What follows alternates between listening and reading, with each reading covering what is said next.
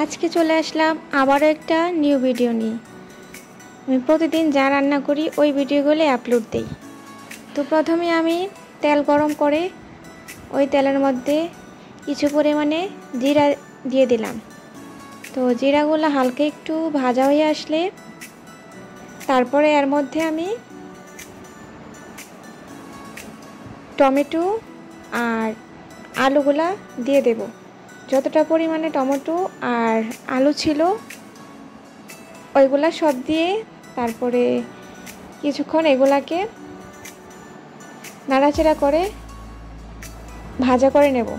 তো তারপরে যে যখন নাকি হালকা একটু হয়ে আসবে তো এর মধ্যে আমি একটু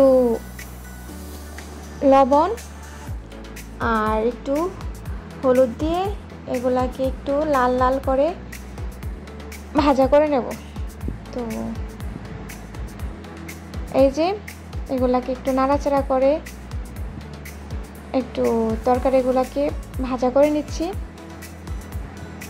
তো তারপরে বাকি যেই মশলাগুলো লাগে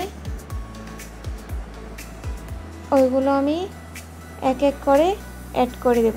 প্রথমে দিয়ে দিলাম হাফ চামচ লবণ, তারপরে দিয়ে দিলাম হাফ চামচ হলুদের গুঁড়ো, তারপরে দিয়ে দিলাম হাফ চামচ মরিচের গুঁড়ো। তো এরপরে দিয়ে দিলাম 1 চামচের মতো ধনিয়ার গুঁড়ো আর জিরার গুঁড়ো।